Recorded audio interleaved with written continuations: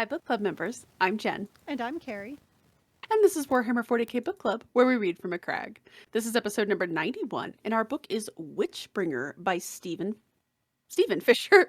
Couldn't remember if it was Steve or Stephen for a second there. The book is about a Cadian psyker who returns to her regiment after discovering she, in fact, does have psychic powers and isn't just incredibly lucky. We posted several questions on our website, WH40kbookclub.com, and we encourage participation in our conversations via YouTube, our site, Twitter, or Encrypted Vox channel.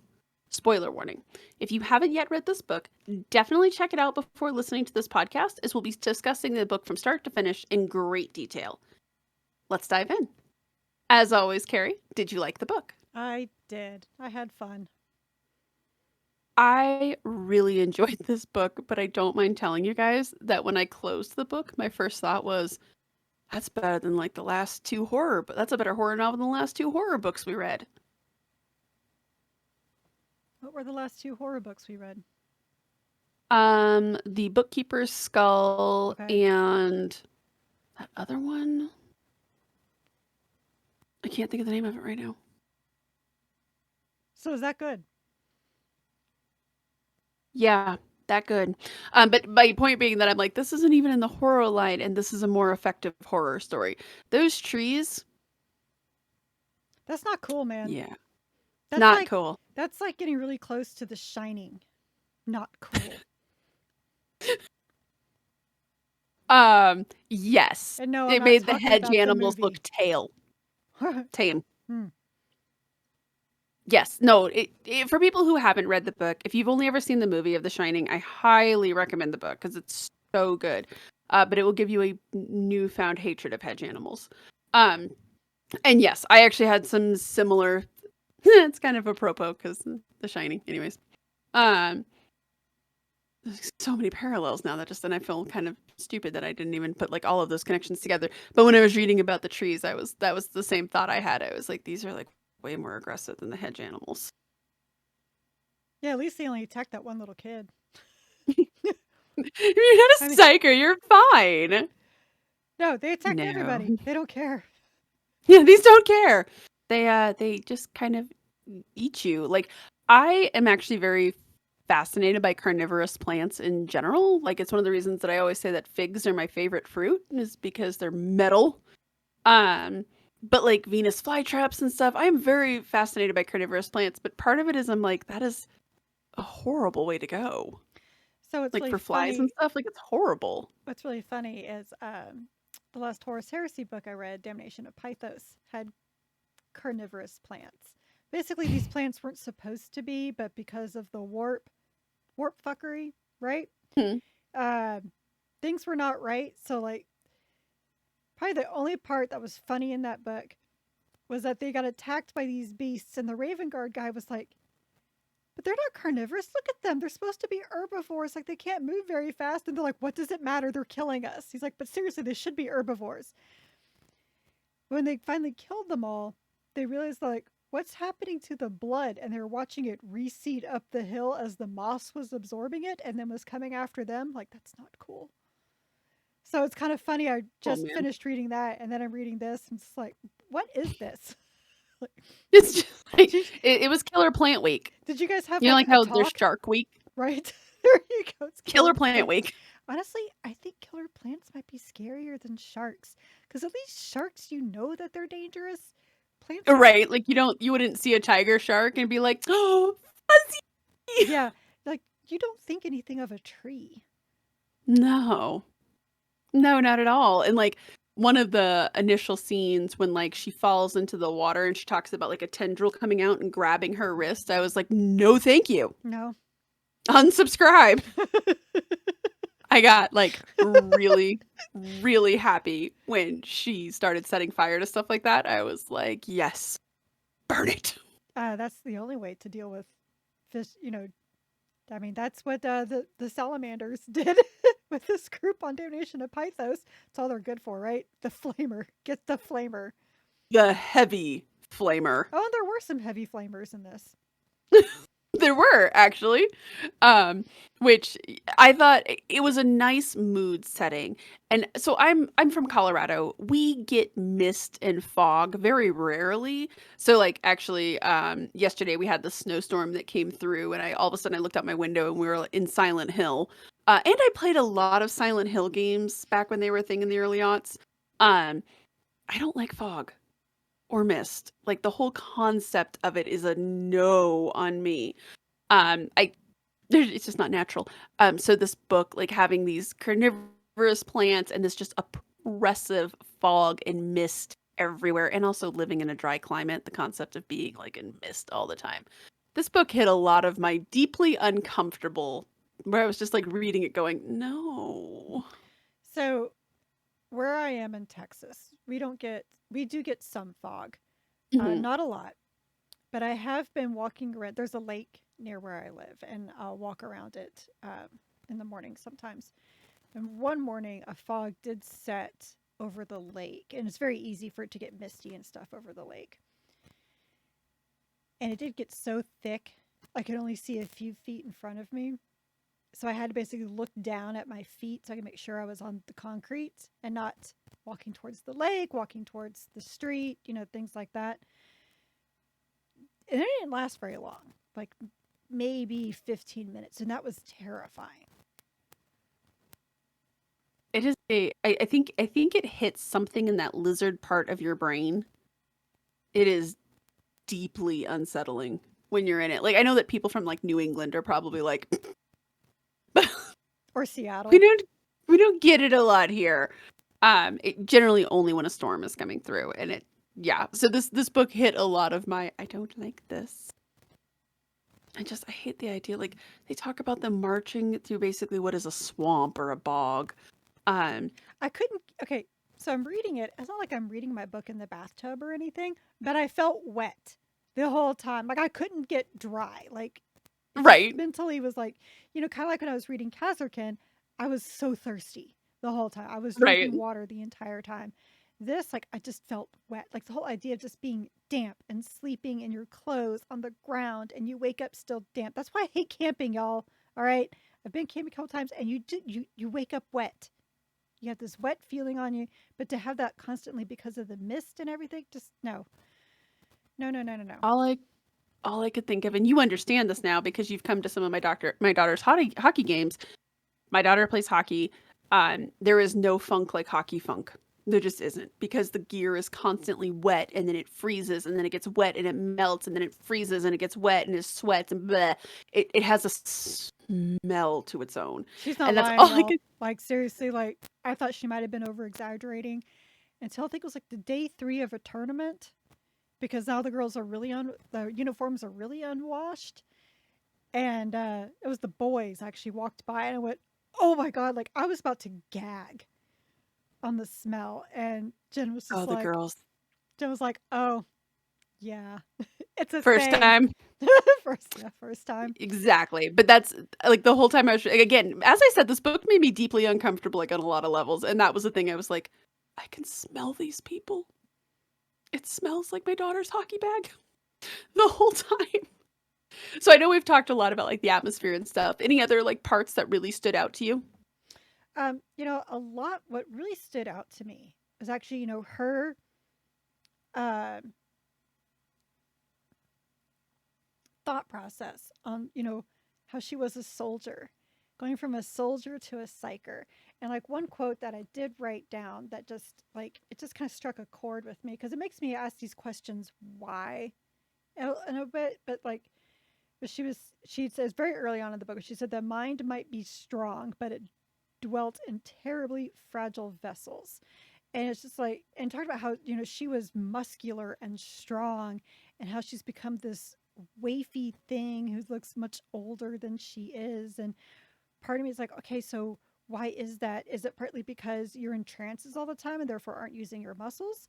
Or is it that it's really burning out everything in your body? Because if it's the latter, that sucks, man.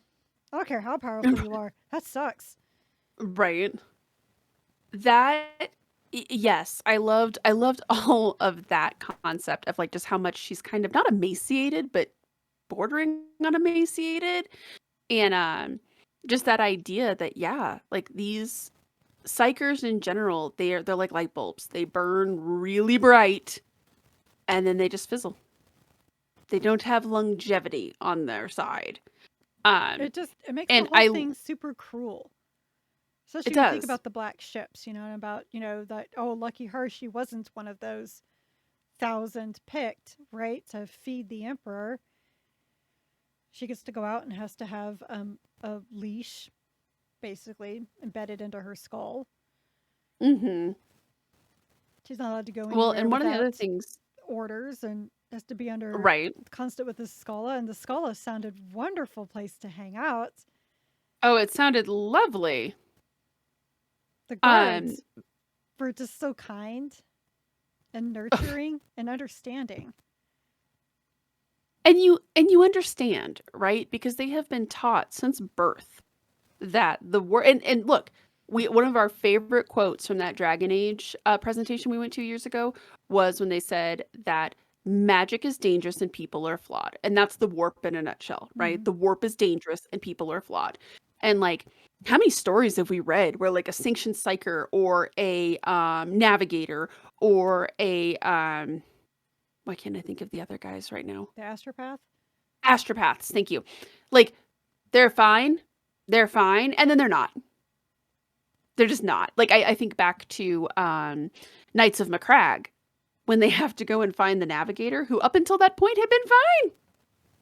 Like it is they are toying with such and I the part that stood out the most to me, and I know this happens like in the first 20 pages, but I was like, whoa. It's when she's talking with the headmaster of the Scala and he's like, yeah, some people think that we have like a special untainted part of the warp to do our powers, and no, it's all the same stuff. Like we are all sifting through the Mississippi River waters trying to find something usable. And that right there, I was like, oh man. Like Yeah. this is why it's so dangerous. And when she even talks about how sometimes she would reach out into the warp and she's like, no, I'm gonna stop myself, but there is something I'm curious. Like, and people are curious, especially a psyker, right? Like, we talk about this all the time with Magnus and his sons. Like, well, it's dangerous. Yeah, but I seem fine with it. I'm like, oh, this is fine. It's fine. See, here's Um, another parallel: is that Damnation of Pythos featured an astropath mhm, who was very big on knowing how to cut herself off from the warp. Like her big thing was as soon as she felt like she needed to be in it or she wanted to be in it, she stopped herself. Like she even talked about how she like ingrained in her psyche, she planted this basically hypnotic thing that if she ever got to a certain point, she immediately unplugged. right. So is kind of again just really weird, like how these books are kind of lining up for me because it's not the first time that this has happened, but yeah, so there is just that whole thing of like like magic is dangerous and people are flawed, and we see that a lot in Dragon Age, especially in Inquisition when you deal with a Tevinter Magister or Tevinter Mage, and he's talking about how it's like you guys are far too limiting, and then you have that one mage in your group who's just like we're not limiting enough. So Right.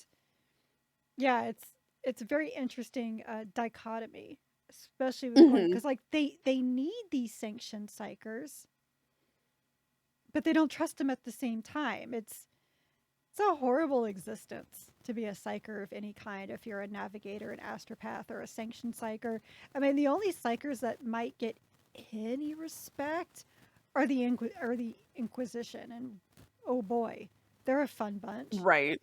Yeah, that's a mixed bag right there even.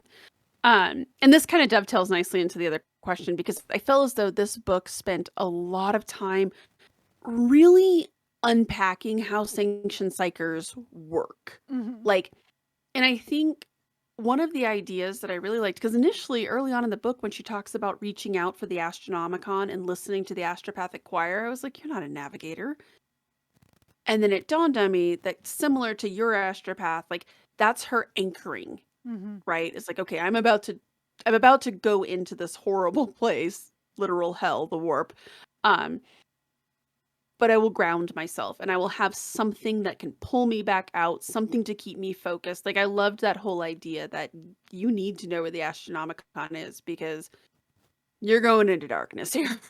Like, and I liked how scared she kind of got when she was like, I can't hear the astropathic choir right now. Mm-hmm. That was particularly interesting to me.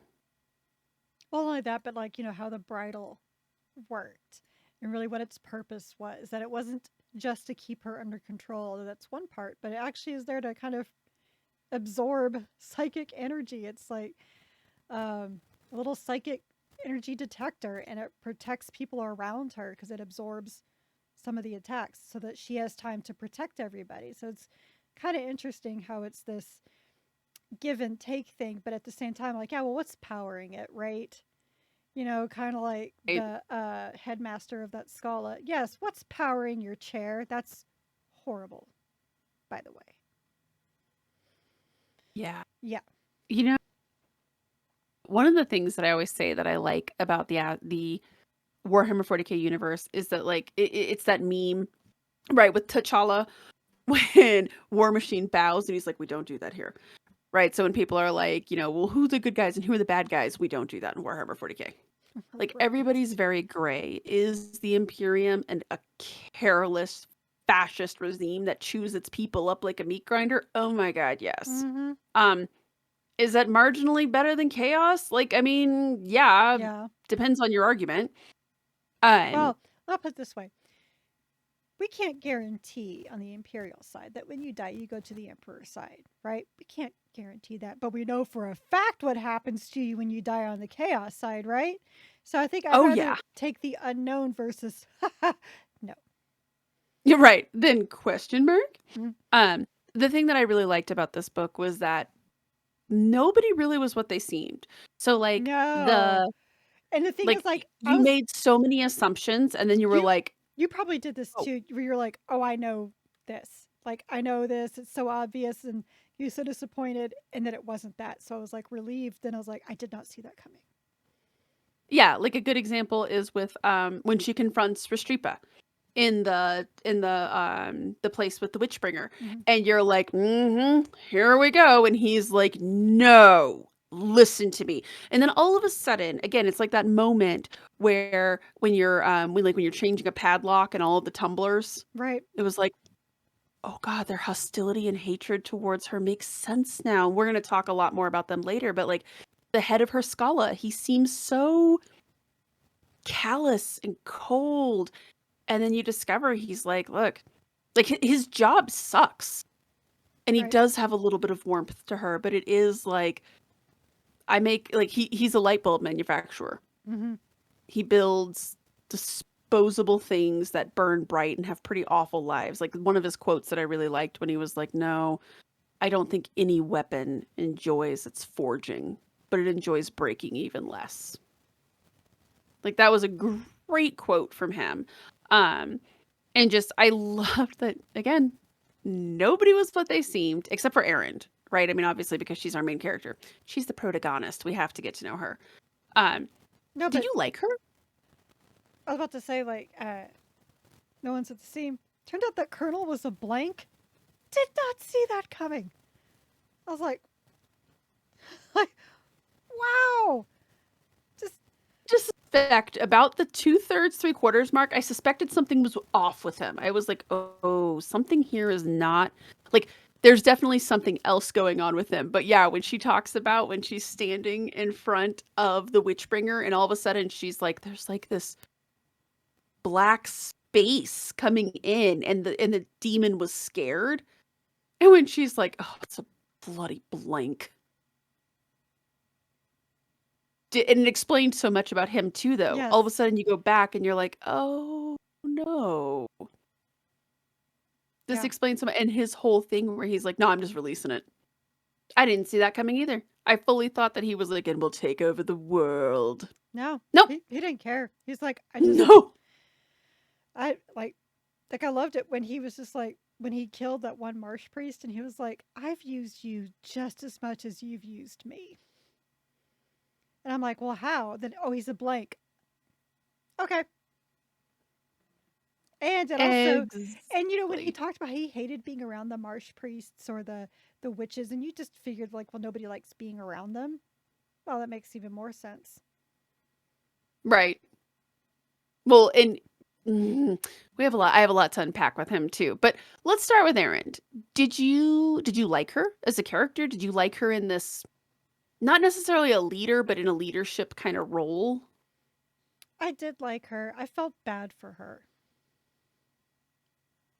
Hard not to. And it's mainly because like I kind of know what it's like. I think most people do know what it's like to have to leave a tight group and then you come back and you have all these expectations and none of them are what you seemed, you know? Yeah, Um, it's what's that phrase? You can never go home. yeah. And that, and I loved when Corwin opened up to her, and Corwin was basically like, "Yeah, I'm angry for a variety of reasons, but not what you're thinking." And I loved that too. I loved when he revealed, like, that, because that tells you so much about her person too, right? Especially as a captain, when he's like, "We knew what you were. We're not stupid." Like when you can predict every ambush that nobody else could have predicted, but it kept them alive. Hmm. And that's how much she meant to them. It was just a surprisingly, it made me very sad for her. Like you had this life where people respected you and speak people, but had she not become a sanctioned psyker, what's her future hold? Eventually she touches the wrong thing. Right. I mean, who knows, right? That's like one thing I put in my notes was that there was like a lot of prejudice going around because she was instantly prejudiced against Restrippa because she remembered him as this upstart corporal who was like not good at anything. And now he's major. Hmm. He's prejudiced against her because well, she's a witch and he didn't like her when she was in charge. So he's automatically putting that stuff. And then you have the confessor who's just, well, kind of an asshole. I kind of wanted him Talk to be about both of them I because there's kind a of lot to wanted talk about I kind there. of wanted him to be the big bad because he was such a jerk. It would have been too simple for him to be it, but you know, and some of those prejudices, you know, went horribly wrong because she thought one thing. She is making the assumption that Restrippa was behind this whole thing, that he's the one who, you know, killed her mentor, and then the confessor had a hand in it. And their assumptions were like, no, we had nothing to do with that. We actually saved all these people, and he saved all these people because of what he did. But we couldn't trust you because of what you were. It's like it kind of made me want to take all three of their heads and smash them together. You know, Well, because when the confessor's like, well, he's like, we thought you like we weren't sure you weren't going to do something stupid like this. I'm like, look, jerk, she did something stupid because you didn't tell her. She didn't have all the information, and when she didn't have all the information, she went looking for the information.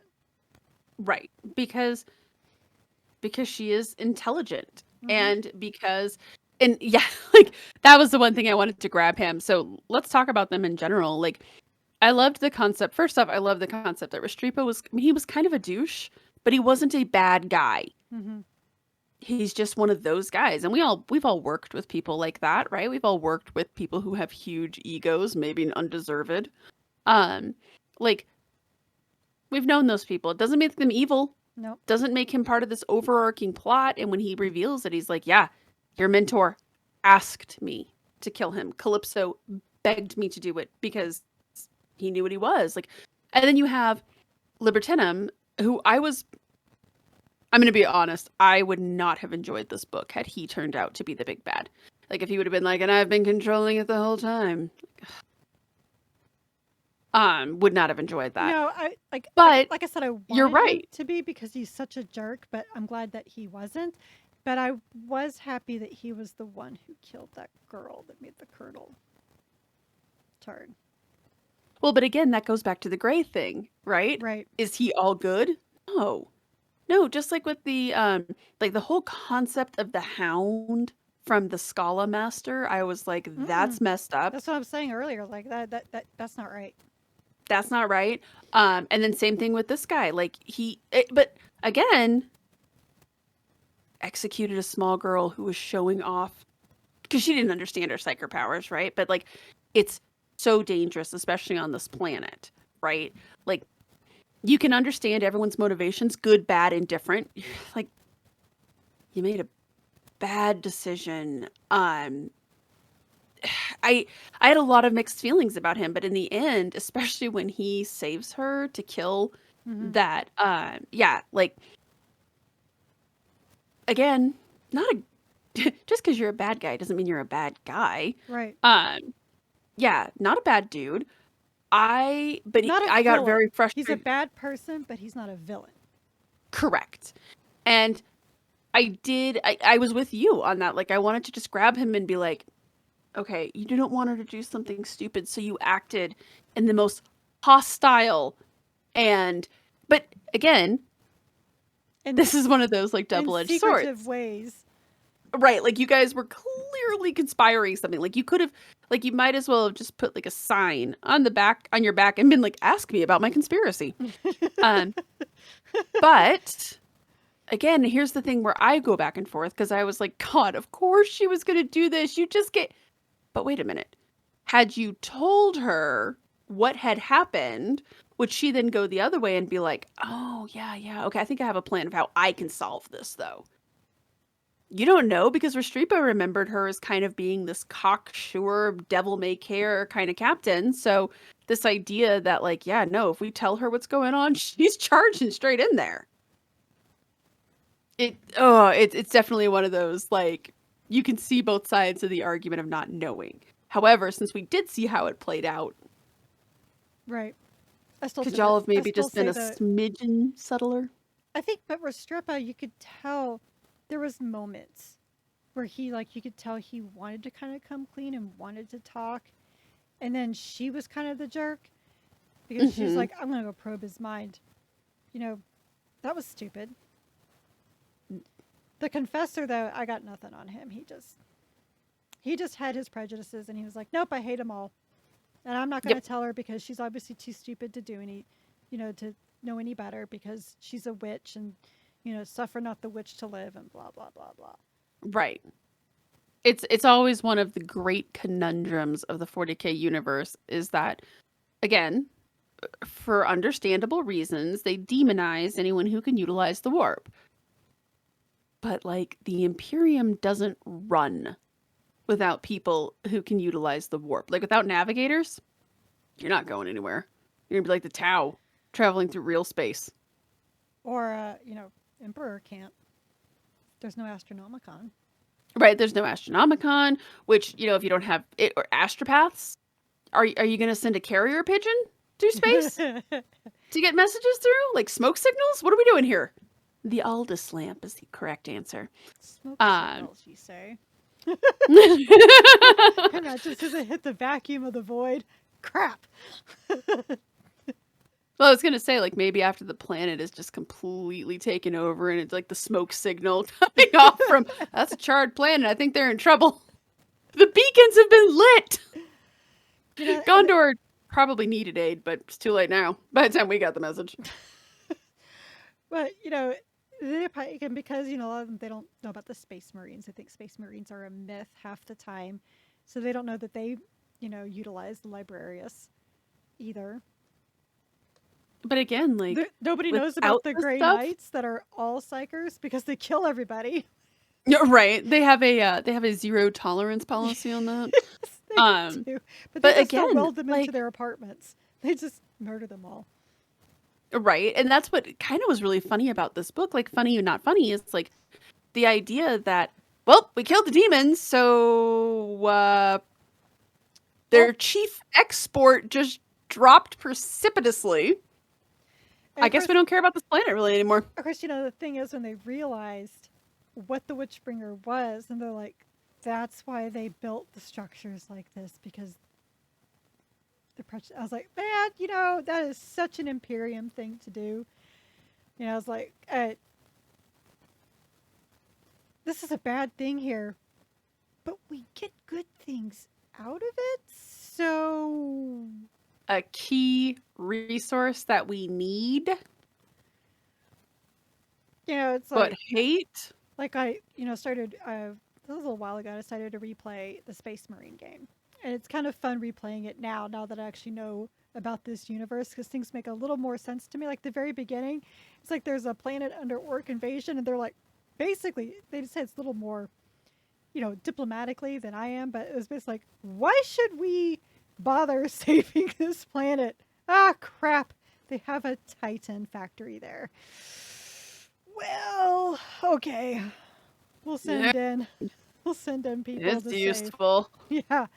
Otherwise, if there was nothing that they needed, well, sorry. Like this planet. I mean, look, now that your number one resource is going to drop down, because remember they talked in the beginning how he's like, look, per capita, this planet makes the most psychers. And so it's basically like the Emperor's private stash of Twinkies. And you can't take that from him.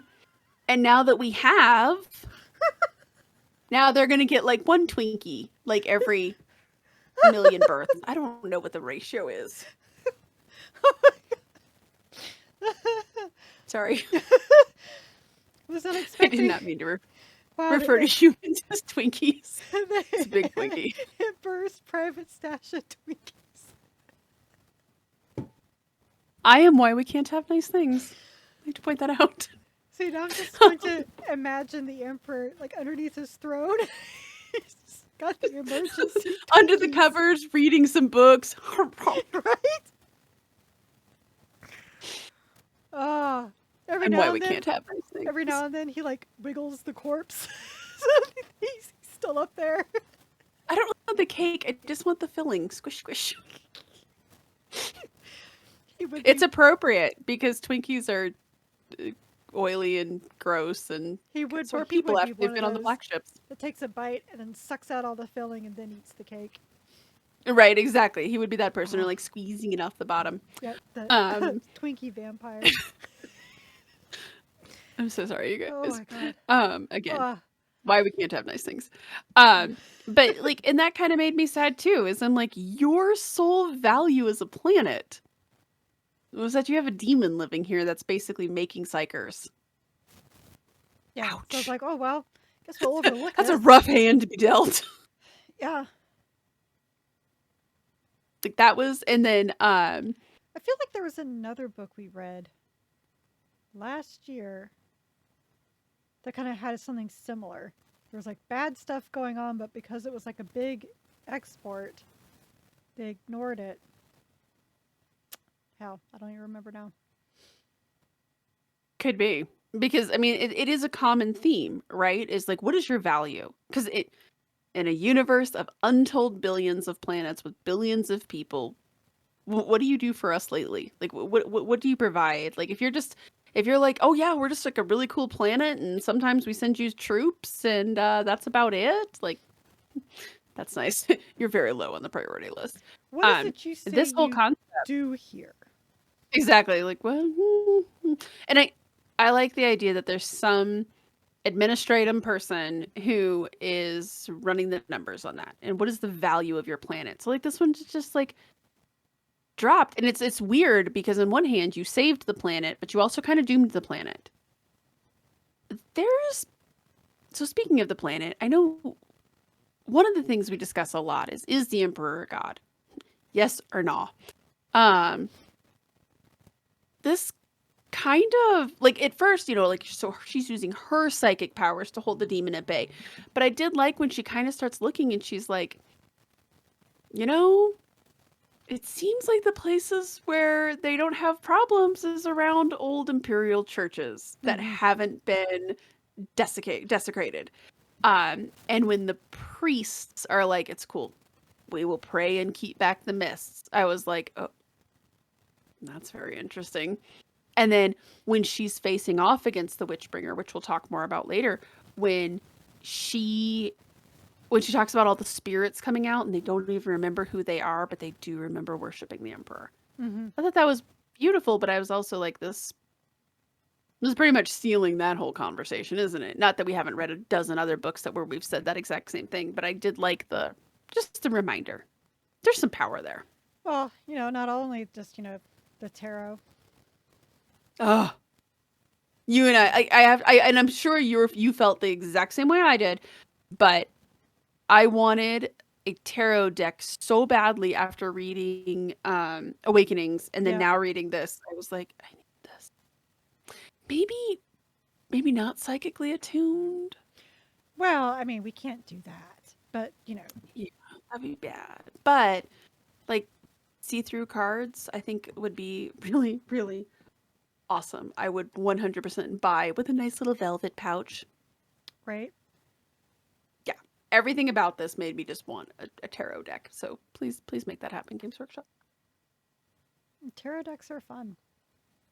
They're kind of fun. I have a couple, not that I use them for divination, but they're like fan universe kind of tarot decks. Like I have a Dragon Age Inquisition tarot deck. Mhm. You could actually use it as a tarot deck because it does follow along. But this is kind of their cool interpretation of it. Very much so. And like I have the oh, what is it called? Like it's the oh shoot, it's like the beginning one. It's the Rider something. It's like the Rider Smith or something like that deck. I have one of those. I have another one just because I find them fascinating and pretty. I love good Mm-hmm. art. I love Yeah. the story behind a lot of the cards. Like I just find the whole thing very interesting, and I would very much love to have it. But if Dragon Age can make a tarot deck, seriously, It's true. please do the thing. Even Dishonored had made a tarot deck. Oh right, because it also fit into their thing. Mm-hmm. So we've talked a little bit about the Colonel, and I want to talk a little bit more about him. Was he an effective villain? I guess is the right word. Did you like his motivations? Did you like him? I know we already both said that we were both like, oh shoot, he's a blunt. So I did like him because, like any good villain, he was the hero of his story. Yes, very much so. He wasn't out to take over the world. He wasn't out to get $900 billion. He was just like, He what? wasn't out there to make some deal with a god and get infinite Nope. power. He didn't want any of that. He didn't want any of that. He got pissed off. The Imperium was like, you know what? I'm done with it. Done with all of it. And I mean, when he's sitting there talking with Aaron at the end, I mean, what he said isn't wrong. No. When he's like, the Imperium will chew you up and spit you out just as quickly as the Dark Gods. And she's like, yeah, but at least I'll be in the light. Exactly. Like we said. And talk We about don't the know wrong argument to make with Acadian.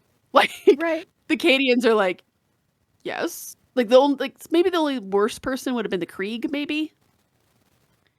Well, Like, I mean, you needed a different argument. and honestly, like he really had nothing to lose because as a blank, like he's got no afterlife for him anyway. So No. People, chaos and doesn't want him. he probably was pretty unpopular in life too, but didn't ever realize why. Like I'm sure people around him never really liked him, Except for that one and were sergeant. uncomfortable. That one sergeant. Except for but remember him and his sergeant had that bonding over that little girl, Right. But he also right? talked about how he was married and had a child. He did say that. Mm-hmm. Yeah, he was just very interesting because at first, I will be honest, like through the first half of the book, I was like, God, I can't stand any of his chapters. Like, where is this going? I get it. He's mustache twirling. And then about the halfway through in the point of the book where he kind of reveals that he's like, I don't care about the gods. I don't care about the Imperium. Then what's your game, friend? And it's when he shot the younger psyker who was with him. And he's like, oh, no. We're not. Like, you need her alive. You want to keep this thing into a vessel. That's not my game. Right. I never agreed to that. Oh, no. And as you said, like the whole time you're like, God, he really talks mad smack to people who wield the power of the warp. Like he is beyond flippant with these people. And I kept thinking, I'm like, what does he have on them? Like, is it really just that they think that, like, are they going to double cross him? Are they going to do something like that? No. They can't do touch anything him. to him. No. And early on in the book, Aaron had there was that battle with that witch where they were kind of like psychically trying to fight one another. And then she just grabs the combat knife and stabs her. And she's like, yeah, that's the problem with psychers. They think like psychers and they forget that there are weapons, which Yeah. I you did. saw that with him. All Yeah. these people are like, oh, I guess we can't touch him. I don't know. Pick up a gun. Right? Just throwing that out there. I've never met a blunter who can dodge bullet. Just saying. You too could have 5 little friends that all run faster than him. Favorite quote from Dusk Till Dawn. I liked that I went from being like, okay, whatever, to intrigued, to actually very interested. And once it basically gets revealed that he's not the Witchbringer. Oh yeah. What is going on here? That's pretty much why I ended up staying up till like midnight finishing reading. So I got to that point. I was like, well, I can't put it down now. Well, let's discuss our titular Witchbringer. What is going on? Was it a good plot device? Because I mean, that is essentially our big bad, right? And the whole lure of this. Was this a good thing what they've done? Like, should they have just kind of let it sit there? I don't know. What are your thoughts on this Witchbringer? Well, I mean, I think demons are bad. Demons are bad, okay? So it definitely needed to go. You're done here. I mean, who's to say that demon was in the corpsewood trees? Like, how much? Yes, he was creating. Well, that was actually my kind of impression. That was kind of my impression, is that he's like, this is just an extension of his will. Like, he corrupted this entire planet. So I'm really curious now that he's gone. What is next for the planet? Like, is it going to have this ecological evolution? Maybe by then it'll become an agrarian world, and then they'll find a use for it again? Who knows, right? Can you imagine?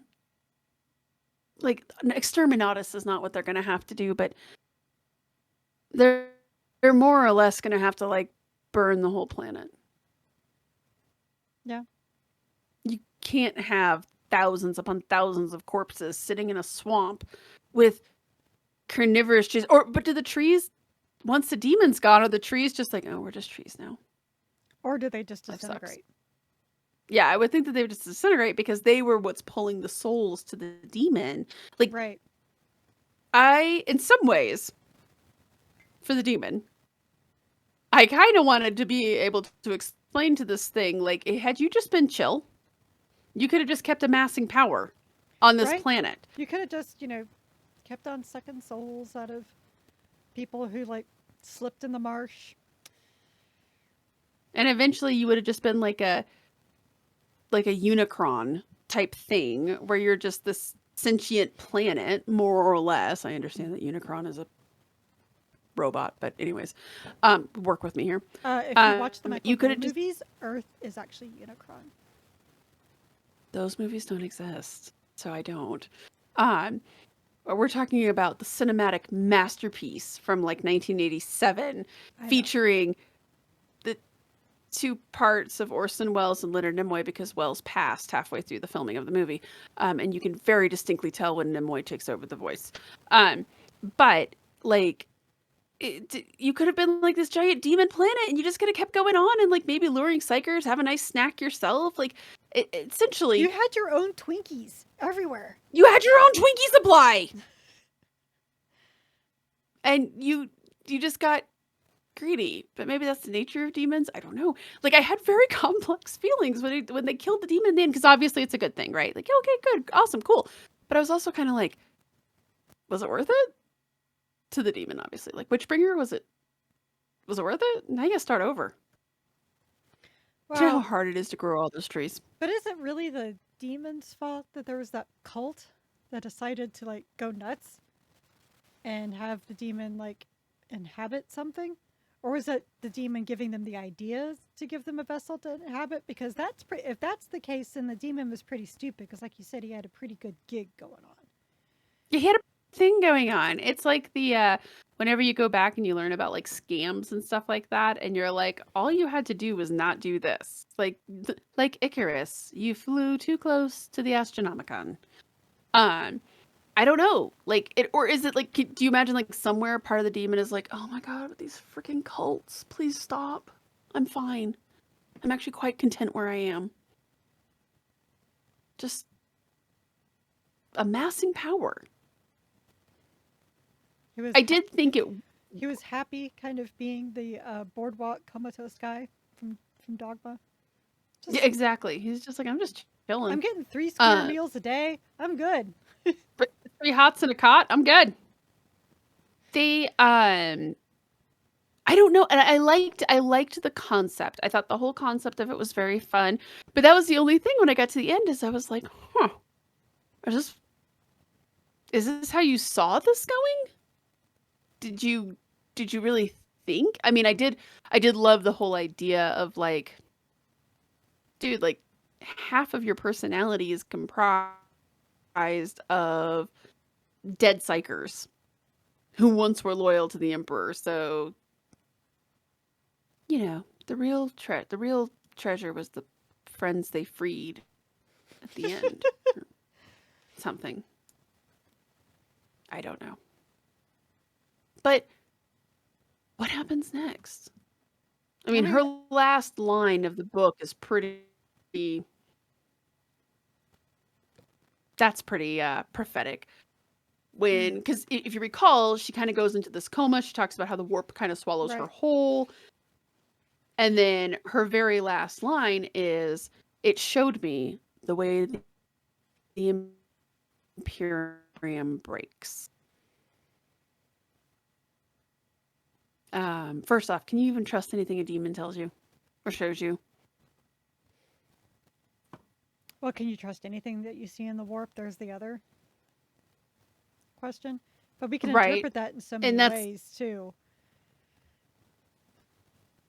Yes, unless it's going to be like some larger thing, like she's like, the way that the Imperium breaks is by essentially not valuing its psychers, treating them so badly, sending them towards stuff like this without fully understanding it. Like, this is how we break.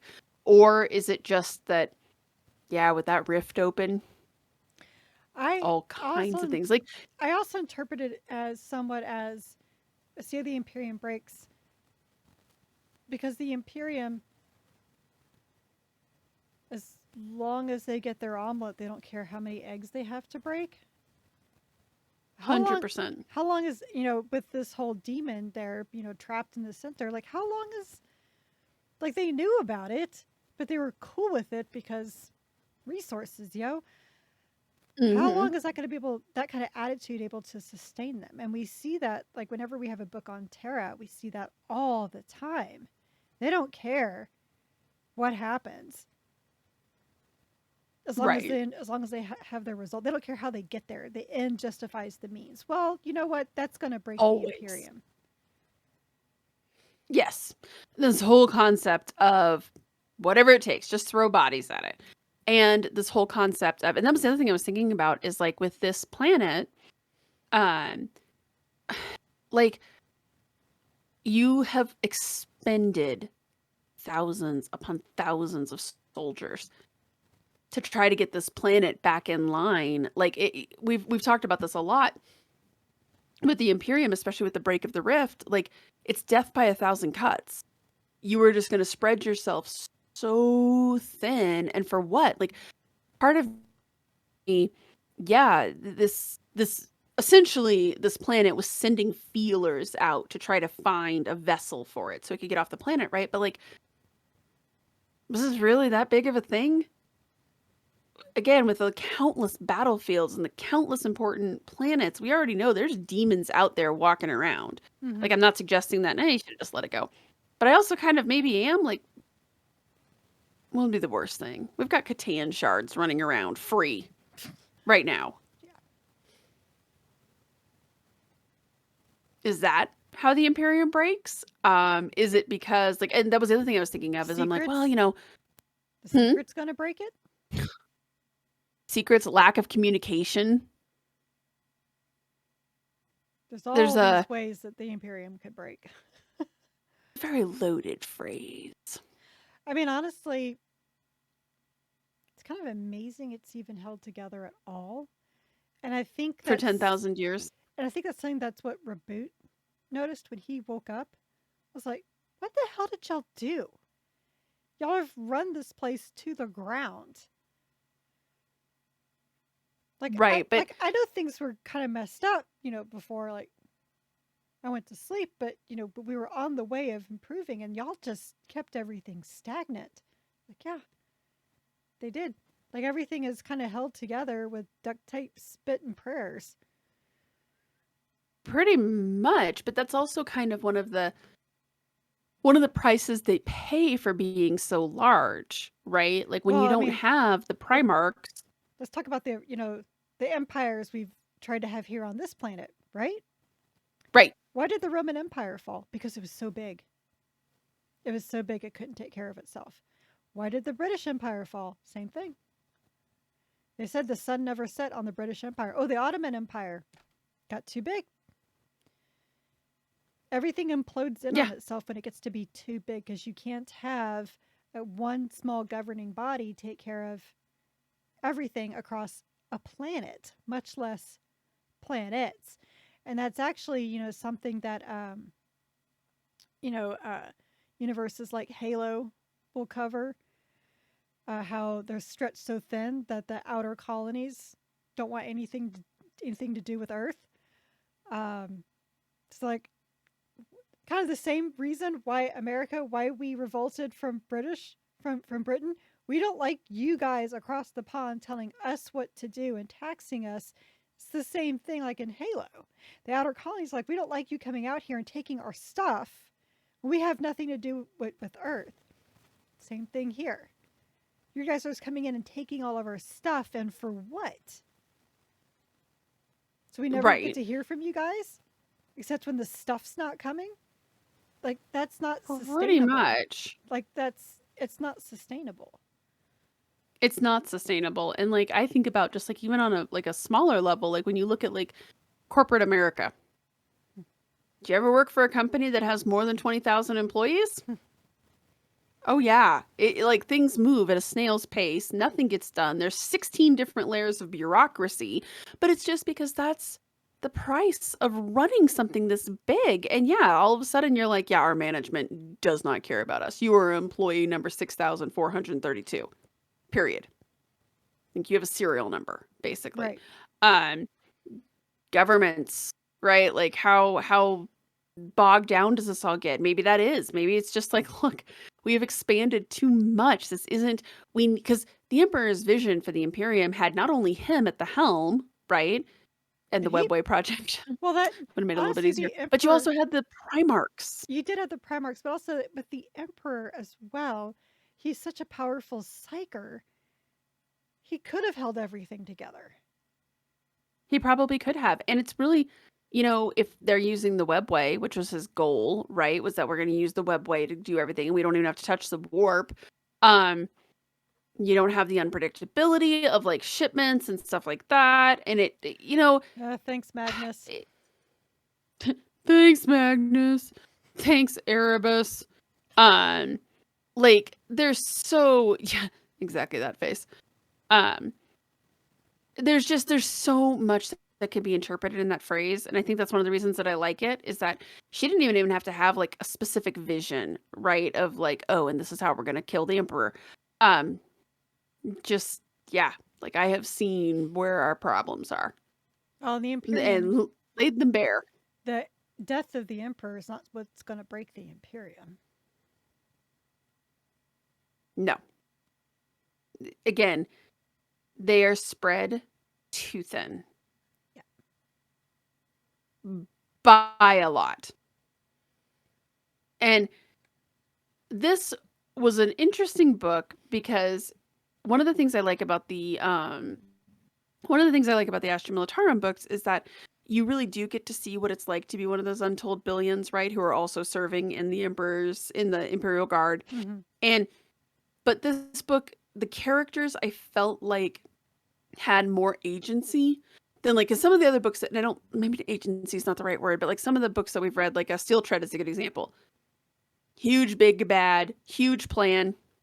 Not her place to know about it. She's just here to fight. Like that's it. She didn't get to hear his speech, his motivations, blah blah blah blah blah. This was a really nice of having humans. You see how expendable they are. You see how delicate they are, but she is directly involved with whatever the big bad thing is here. They do have control over that and understanding of it.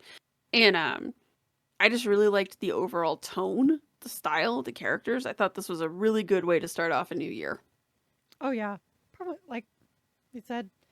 Think about chapter 3 or 4 or so. Like whenever she gets to the planet, I was like, oh, I'm in for a horror story. This is gonna be fun.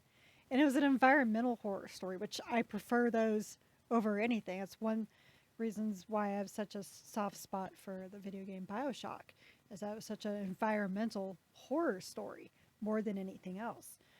So, yeah, I mean, really enjoyed it. Had a lot of fun. I look forward to more from this guy. Turns out Same. he's a doctor. Is he? Yeah.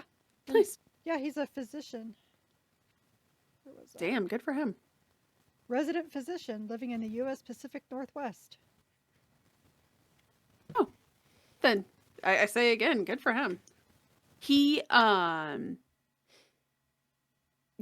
So one of the things you touched on something in here that I really liked with this book is that so my favorite horror novels are haunted house stories because good, effective haunted house stories, the house is as much of a character as everybody else, right? So let's go back to The Shining. The Huh. Overlook Hotel Is is it arguably the main protagonist slash or antagonist slash secondary main character. Um, this book, The Planet, was a character. It was the main antagonist. so that's And actually so well done. one reason why I finally played BioShock was I was listening to a podcast and they were talking about how it's such a great horror game. And of course, I'm just like, I want nothing to do with this because when I think horror, generally first thing I think about is jump scares. But they were talking about how the underwater city Rapture, like, it was the biggest villain of the entire game. And I was like, oh, see, now I'm interested. When you say that the Mhm. place is like a character, a villain, is part of the horror, I'm in for that. Much more than like a monster or, uh, I don't know, pick a Stephen King novel where someone's possessed, something like that. Right. Right. And like that's one of the reasons that I loved the first Dead Space game so much is that the USG Ishimura is every bit a character as much as Rapture is. Like the environment, everything else about it is almost personified. Um I love stuff like that. So I'm with you. Like about the time, I think it was the first chapter where she's walking through the swampy forest with that young adjutant who's trying to take her to hook up with Vice. It was like, oh, oh yes, this is going to be great. Just very atmospheric, very unnerving. It hit so many of my personal, again, just my personal. No, I don't like that at all. The only thing it was missing was spiders. Um, then it would have just like check, check, check, check, check. No, thanks. Mm-hmm. No. It did not need spiders. It really didn't. But it was a really great way to like, we're in the cold, like the dredges of winter, and here you go. Have a good horror story. Thank you, sir. I will take another. But we're not getting another.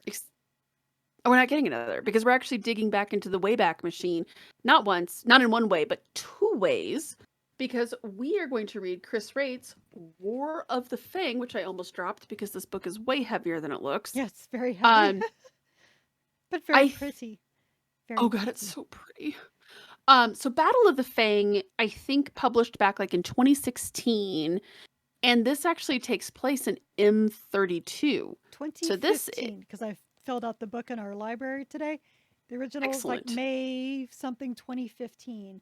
That's when it originally came out. But Nice. yes, it is M32, so it's not quite the Horus Heresy. But it's part of that old Space Marine Battles series that was pretty much dominated Warhammer 40k literature for the longest time. It did for a really long time, and that's what makes me really excited about this because first off, I feel as though just as part and parcel of this podcast, because ever since the Rift opened and Cadia was destroyed, there really hasn't been a lot of point to go back in history, right, for the 40k universe. And so that's kind of exciting because I'd like to go back and see some of this important stuff that happened, right? Um, and I think it'll be a nice pace. Yep. It's been a Well, little bit of a nice change, and well, also just we probably Chris wouldn't Wright. have picked this if Black Library hadn't decided to make a limited edition. So it's like everything is old is new again. So like we're gonna have the same thing Yeah, with Katie and Blood, which is actually older than this, published in yeah, that one's like 2009. because so 2009. I had this moment where I was looking at Katie and Blood, and I was like, "Oh, I read this book when it came out," and I sat there and I was like, "And I don't remember a thing about it." That's how long ago I read that. I don't even remember it. Like I remember like, oh yeah, I remember like the top notes of it, but it's gonna be like reading a new book for me. Or actually I have a feeling as we're reading it, I'll be like, oh right, this. Or maybe not. It's 2009. My daughter was 2. Oh, I don't know. I can't go back. Yes. Yes. I Think mean, we both had toddlers. yes, Mm-hmm. we did. That's how long ago that was. Wow. Okay. For those curious, mine can now drive. Well, With an adult in the car with yeah, her. and a permit. She's got a permit. Yeah, but still, that's a thing. So that's kind of exciting. We're also going to have a new book coming in between those two, and I think if just from like their preview for what's coming out this year, I think we're going to have like a really exciting year. I hope so. Like, I mean, this year was yeah, pretty. This year, 2022 was pretty great. So it was. looking forward to see It what really was. I actually still 2023. because I've been really lazy and haven't cleaned my computer room at all. I tried to blur my background, but Keri told me I couldn't. It I looks have bad, all of the y'all. books. It It looks did so look bad. bad. We have enough. Um, We have enough video issues as it is, without the weird. Anyway. that's fair. Mm-mm. It looks like a really bad Instagram Photoshop job. Yes, it does. Yeah. Like You look took how your clean my room like you is. took your finger to do the smudge tool. Exactly that. Um, but I have all of the books and I just kept I was sitting here like as I was typing up some stuff and I was just like, oh man, last year was good. Like this year has stiff competition. I'm really excited to see what it brings. And so we started with a great horror story and let's dive back and see Into some some. Thousand Suns and Space Wolves. We can have a good old fashioned debate who the Well, true villains are. and I like the way Chris Wright writes the Space Wolves. So Me too. But this is also going to be older Chris Wright, so it should be fun for a variety of oh reasons, yeah. and not just because. God, this thing is so heavy. Every time I go to pick it up, I'm like, oh right, it weighs 10 pounds. The funny It thing is just is that I have the beautiful. paperback copy back there, and it's like not nearly as thick or heavy. This book is thick with 2 C's.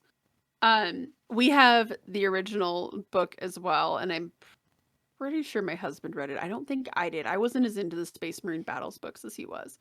So yeah, very excited for this one. Do you want to take us out, Keri? I sure will. So, yay, 2023. Happy New Year, everybody. We didn't say that at the beginning, but yes, Happy New Year. So, you've listened to the Totally Warhammer forgot. 40k book club episode regarding Witchbringer by Stephen B. Fisher. So, be sure to join us next time for War of the Fang. Yes, be envious of our copies by Chris Wright. We are an unofficial book club and not affiliated with the Black Library or any of its affiliates. You can find both the vidcast and podcast on our website, WH40kbookclub.com. If you like this episode, please like, subscribe, give a review, and all those things to the vidcast on YouTube or the podcast anywhere you get podcasts. Our site also has articles about our adventures and reading other Warhammer 40k books and short stories outside of the book club books. So please stay a while and read from a crag. Good night, everybody. I am still off Arius even in the new year. Get you a book that matches the weather. Frosty. Maybe it matches your weather. Oh my god, you guys, it like hasn't stopped snowing for like 2 weeks now. Which technically is the Colorado that I grew up in. Anyways, not important. Stay warm. It was 80 degrees yesterday. Expletive. Too hot, You actually. and maybe an insult against your mother because it was like 20 here. It's honestly too hot. Too hot. Let's split the difference. Well, today it's down to 40, so is that better? Yes, 40. Look, 40 is the perfect temperature for winter. It actually That is kind like of my is. happy spot. I will even agree with that because you still need pants and boots, and you can still get away with a hoodie or even a jacket. Like if the wind chill gets bad, you can just put on a jacket. Like I can even go walk around the lake, and it's actually a perfect weather for that because when I get sweaty, it's not that big of a deal. I love it. I'm with you. I am completely with you on that. And that's been Weather Talk with Jen and Keri. Now, back to the news. Good night, everybody. Good night, everyone.